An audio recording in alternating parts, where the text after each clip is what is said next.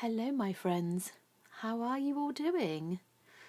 We've got a little bit of a different sort of video today. It's sort of a vlog. I'm not going to be talking on camera because, as you will see, it would have been rather difficult for me to speak whilst I was in this place. There wasn't really the opportunity, and I still get a little bit self-conscious when I'm vlogging in front of people, so I'm just doing this kind of voiceover now, and I thought whilst we were kind of going around this place together, I would tell you a couple of the spooky ghost stories associated with this place. So let's get into it.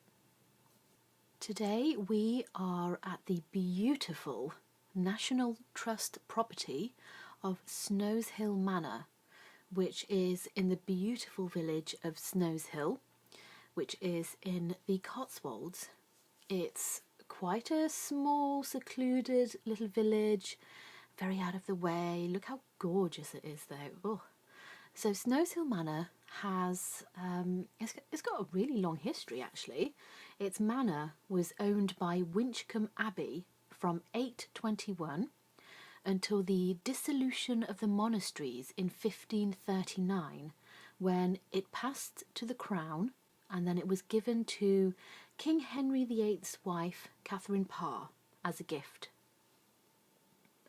Over the centuries, the house has had numerous owners and tenants, and it's had many modifications and additions. So we're just walking up to the manor house now. There's our first view of the manor house. So it's, I'd say, about 10-15 minute walk from, oh, look at the little sheep. There's always sheep there, they're so sweet. It's a 10-15 minute walk from reception. There is a little like buggy thing that can take you up there if you're unable to walk up to the manor for any reason. So just continuing up to the house. The main part of the house dates from around 1500, I think, and it was altered and extended in the 17th century. By 1919, Snowshill Manor was a semi-derelict farmhouse. It was then that it was bought and restored by a man named Charles Wade. Now, Charles was a complete and utter eccentric, and I mean that in a good way. I love eccentric folk. Oh my gosh, look at that view. Oh. Charles was born in 1883 in Kent. He was a collector, an architect, an artist, a craftsman. Who's that strange person there? There was more than one string to his bow. When he was young, he used to stop at a woodworker's shop after school, and there he learned how to build and repair things, and he loved building things, tinkering about, repairing them for the rest of his life.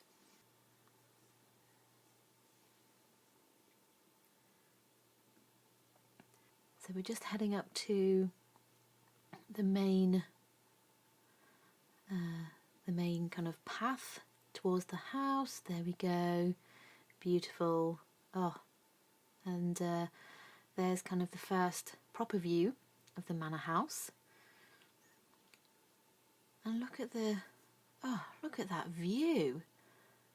Oh, imagine sitting out there with a cup of tea, looking out over that. Stunning. Now there's a painting of Charles Wade. That's what he looks like.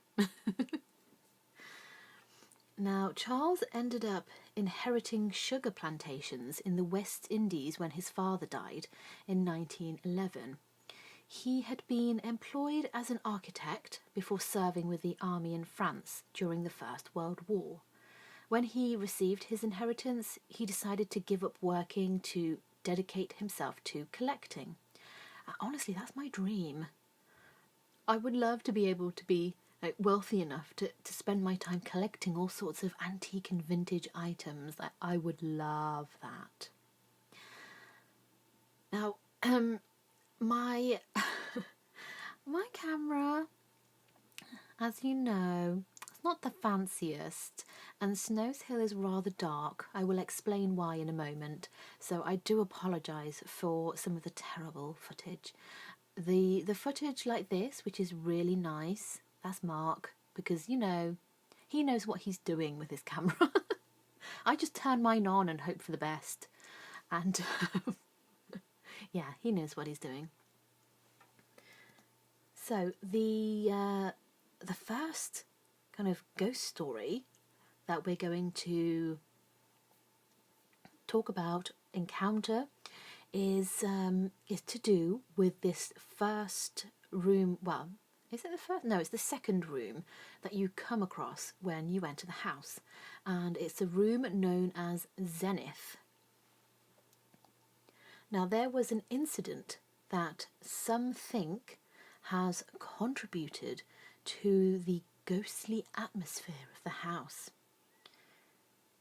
A duel supposedly occurred in this room, which is metaphorically the highest point of the house, apparently, and one of the participants in this duel was supposedly killed. It is said that the sound of clashing swords can still be heard from the room. So Charles bought this manor in 1919. It was very run down, but it was perfect for his dream of housing and displaying his collection. So he set about restoring the house and the garden, preserving as much of the original features and character as he could. Look at this beautiful little nook.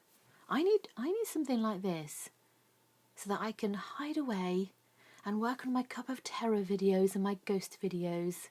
Yes, I need something like this, please.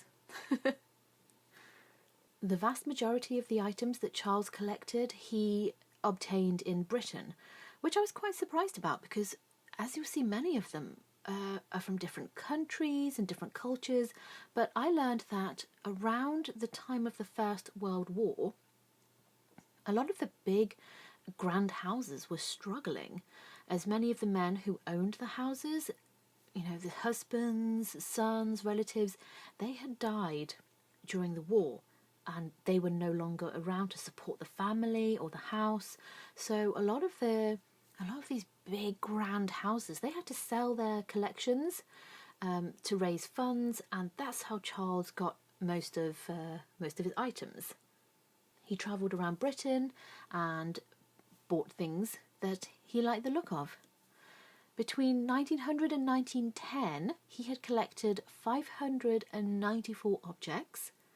By 1940, it was 5,000, which sounds like a lot, but by his death, his collection had grown to 22,000 objects.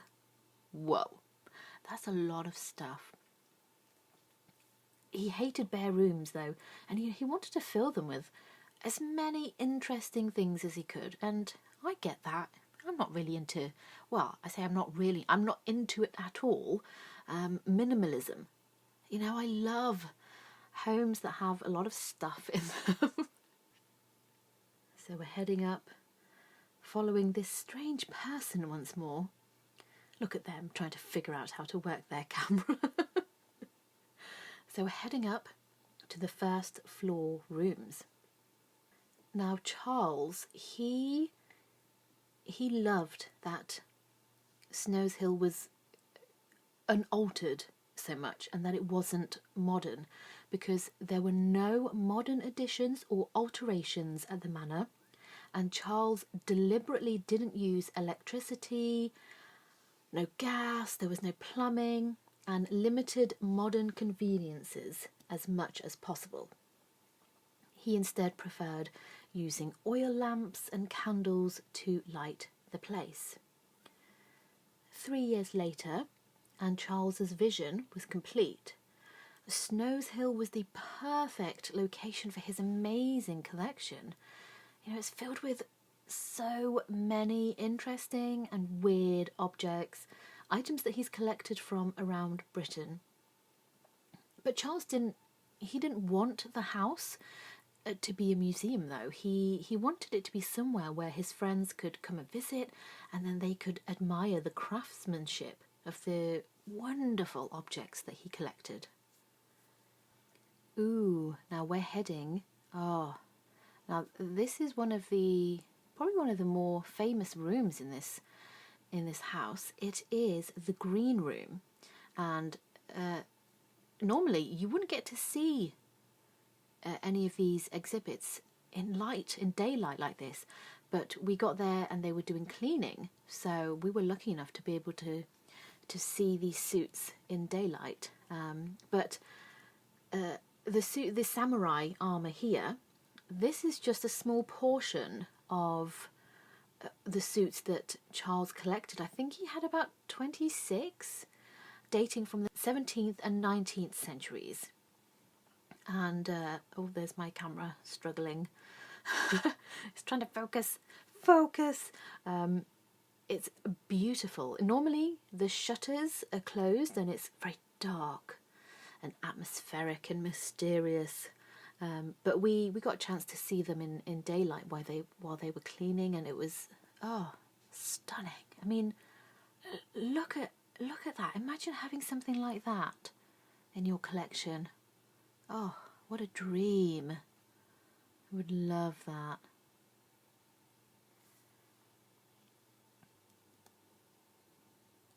Now, here are some photos of Charles dressing up, because Charles loved costumes, loved dressing up. He had a huge collection, over 2,000 pieces. Honestly, this man is living my dream. Well, was living my dream, as he is no longer around. He had famous friends who visited the manor, including Virginia Woolf and J.B. Priestley, and even they couldn't escape dressing up and kind of being persuaded to perform some amateur dramatics. But he had a very large collection. Only a tiny portion is here, obviously. I think the rest of it is in some sort of some other National Trust property, like a historical exhibit or something. Yeah, but he had a lot of clothing. Oh, look at those shoes.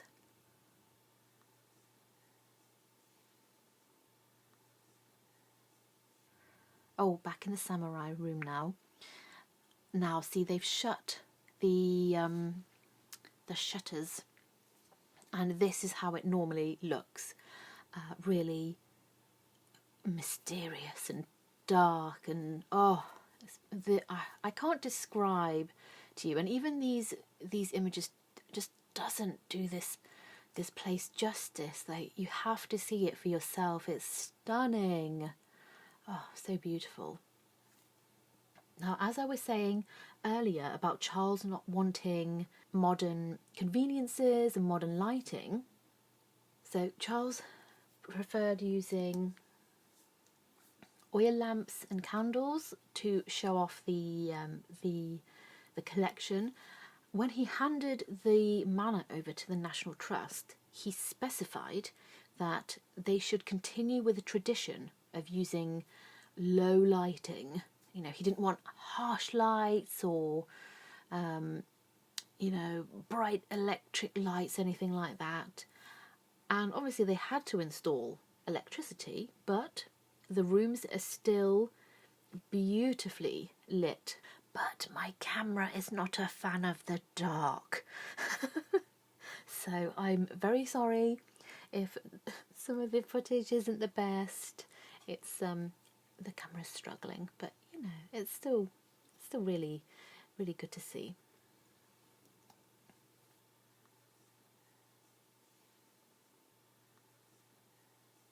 Now we're in the attic now.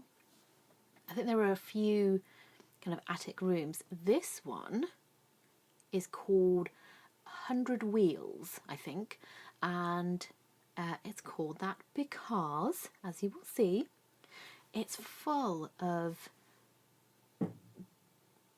bicycles and wheeled items.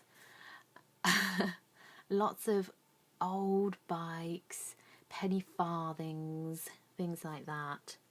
And this room, when Charles acquired the manor, he hired 28 workmen who stayed in the attic during the week. Oh, before I continue my story, look at this. This must be haunted. Look at this creepy baby doll thing. Haunted. Creepy. So they stayed in the attic during the week, but after the first night, one workman refused to stay any longer in the place, saying that it was haunted and he did not want to stay there, thank you very much. So they were very creeped out with the general feeling of the place. So here's another one of the attic rooms. This one's full of beautiful old spinning wheels and all sorts of things. Too many things to try and remember what are in each of the rooms. And yeah, so this is another one of the attic rooms. Again, many people have said kind of a bit of a creepy atmosphere, but I think you can say that about this entire place. Oh, now let's just take a moment and listen to this beautiful sound.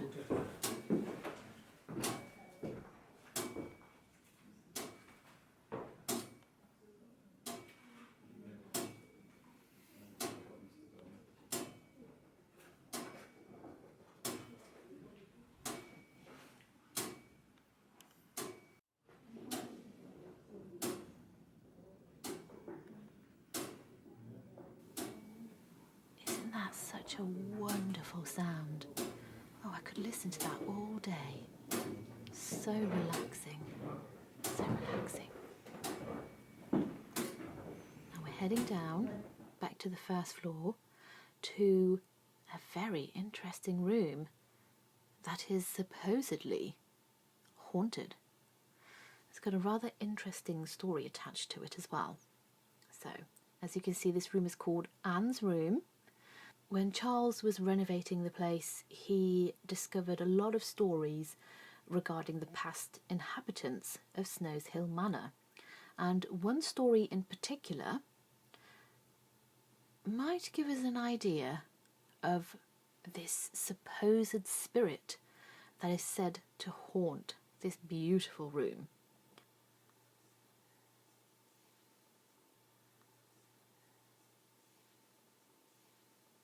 So this story involves a clandestine marriage that took place in this room of this house on the day before St. Valentine's Day, 1604. I'm going to interrupt the story and to say this room that we're about to go in, Seraphim. Oh, by the way, Charles did all the writing himself and he named all the rooms, he did all the artwork. He was so talented, really artistic, like great craftsmanship. But this room, oh, amazing. I want to fill it with all sorts of interesting occult objects. I can imagine some sort of Victorian seance happening in this room. Oh, it is stunning. And all the objects that he's got in there as well. Beautiful. So back to this story. It involves a 16-year-old orphan heiress called Anne Parsons. She was related to the owner of Snowshill at the time. She was living with her guardian uncle, and he had lined her up to be married to one of his sons. He wanted to keep the wealth in the family because she was due to inherit quite a lot of money. Anne was in love with someone else, though, a 20-year-old servant called Anthony Palmer. They secretly eloped, and in the dead of night they came to Snowshill, to this room.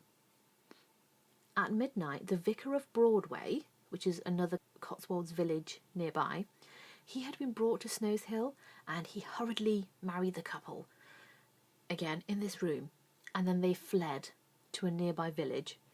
Unfortunately, the secret marriage was very quickly discovered by her uncle, who tracked them down. And poor Anthony ends up getting arrested and charged with abduction and contriving to elicit an unlawful marriage.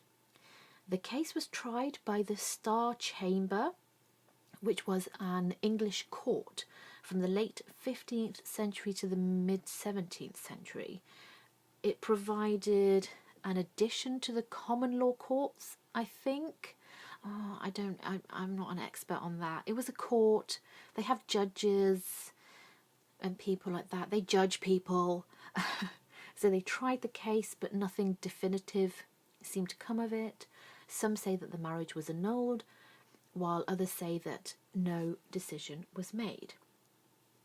What makes this story even more interesting and spooky was that when Charles heard of this haunting, he sent a small piece of the timber in this room to a well-known psychic in Brighton without telling her where it originated. And the psychic, she replied and she said, "2 houses upon a steep slope, the larger lofty and mysterious. In the lofty house an upper room. Late at night there is a girl in a green dress of the 17th century. She is greatly agitated. She paces anxiously up and down the room. She doesn't live here and will not stay the night." Oh, spooky! How interesting that it coincided with the details of the haunting. It wasn't until some years later that Charles saw the papers from the Star Chamber case about the secret marriage, and that's when he got the full story, and hence why the room is known as Anne Parsons' room. So interesting. This room is said to be haunted by an unhappy ghost. It's not clear if it's Anne who haunts the room, but the ghost of a young girl wearing a green dress has been seen on many occasions as she passes through. Footsteps have been heard, crying has also been heard. This is certainly a very atmospheric, beautiful room, and I know I keep using the word atmospheric, but that, honestly, is the best word to describe this place. I can absolutely imagine this room being haunted. Although I can imagine every room in this house being haunted. Now, the quote above the door, some of you may be able to translate it if you speak Latin or you took Latin at school. I'm not going to attempt to pronounce it because I will get it wrong. But it means, "Love and a cough cannot be hidden." I love that. I love that quote. Got some beautiful staircases. Now, a monk, the ghost of a monk, has been seen standing on the stairs that lead down from Anne's room.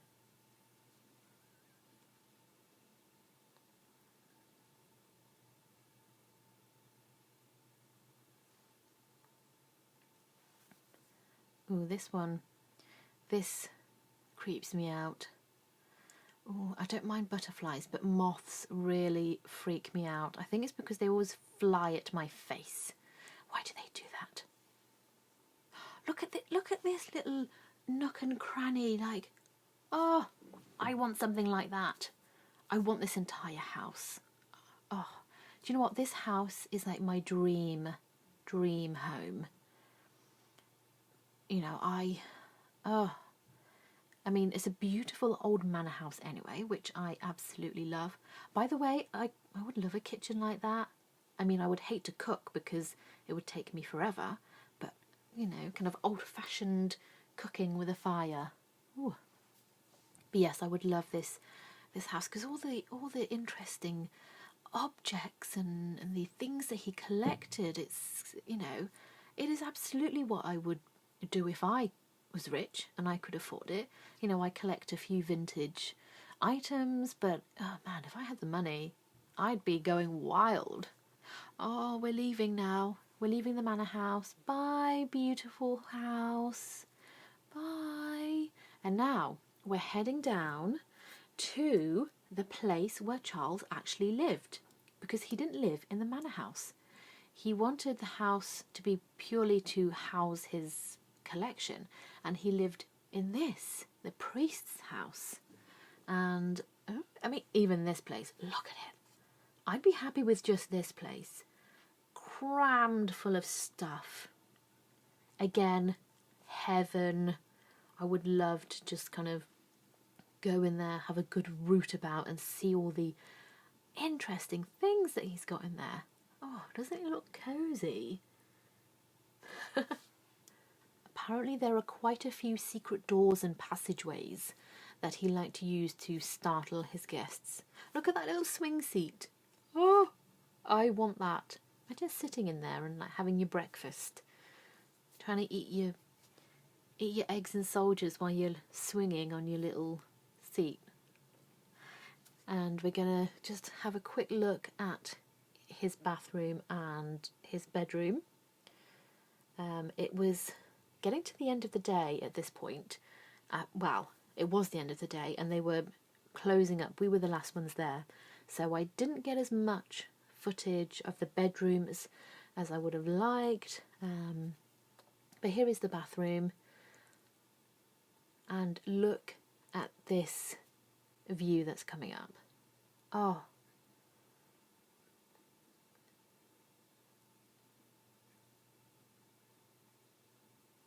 Imagine brushing your teeth and looking out at that. What a view. Oh, gorgeous. Gorgeous. So yes, this is where Charles would have spent a lot of his time. He obviously spent a lot of time in the house, setting up his collection and showing it off. But this is where he lived. And this is his bedroom. You see a bed in the corner there. Again, so much to look at. I can't even begin to tell you how much stuff is in that place. It's wild, mind-blowing. We're outside looking up at the manor, and we're going to have a little wander around the grounds and the gardens, which are just as beautiful. There is a Benedictine monk that is said to haunt the lane which runs adjacent to the manor. He is believed to be connected to the time when Snowshill was owned by Winchcombe Abbey. He always looks dark and shadowy, his cowl drawn up over his head. Some villagers apparently refuse to walk down that lane when it gets dark. There is also a monk that haunts the kitchen and is said to scowl at visitors, very cross at them apparently. Could it be the same monk as the one seen down the lane? And remember I mentioned that there is a monk that is seen on the stairs leading down from Anne's room. Is that the same monk? Is he just kind of roaming around the house, scowling at people, unhappy that they're there? Mysterious. Several of the National Trust guides have reported hearing footsteps in various rooms when these rooms have been unoccupied. Some believe that they may belong to Charles Wade as he makes his regular rounds checking up on his beloved collection. And I hope he does.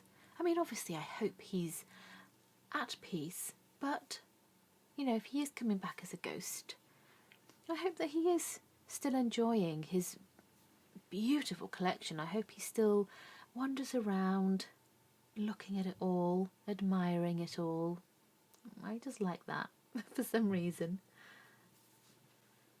There's that strange looking person again. Who is that? Look at her. Taking it all in. We have been here so many times, and we still find new things to look at. Like I said, there's thousands of stuff in that house. You will never run out of new things to discover. It's amazing.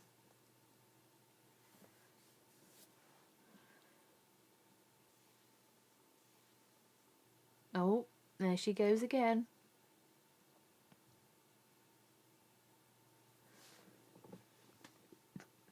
Oh, hi. Hi, beautiful little dove.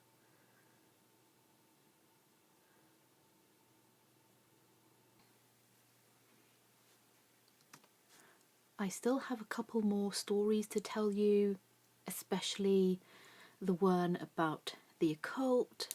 So I think I'm either going to have to film myself and then make it into a separate second video, or add it to the end of this, but then it will be stupidly long. I don't know.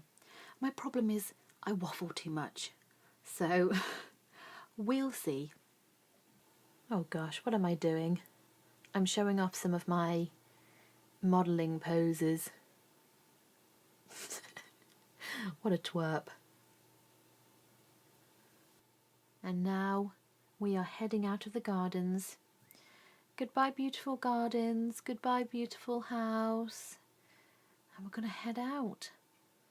I hope you've enjoyed this little view into Snowshill Manor, and I hope you've enjoyed the spooky, mysterious stories that are associated with this place.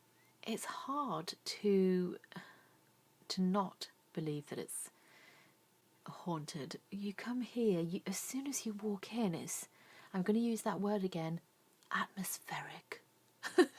I hope you've enjoyed hanging out with us today. It's a little bit different to how I normally would do a vlog or a spooky video, but actually I've really loved doing it this way and kind of talking, kind of watching the video and kind of giving you a bit of commentary and narration as we're going around. So thank you so much, my dear lovely lovely friends. Thank you for joining me today, and I hope to see you soon. There is a cup of terror coming very very soon. You will be pleased. So I will see you then. Hello, it's me again. Unfortunately, I ran out of footage to accompany the remaining 2 stories, so I'm gonna have to put it with my face instead. Another ghost story associated with Snowshill Manor relates to Charles Marshall, who occupied the house in the first half of the 19th century. After he died in 1858, his widow continued living at the manor, and she decided to do some repairs and to extend the building. At one point, she had to stop the work as she was running out of money. But then, at some point, the work continued. Now, this would have cost a lot of money, and at first it wasn't known where the funds came from.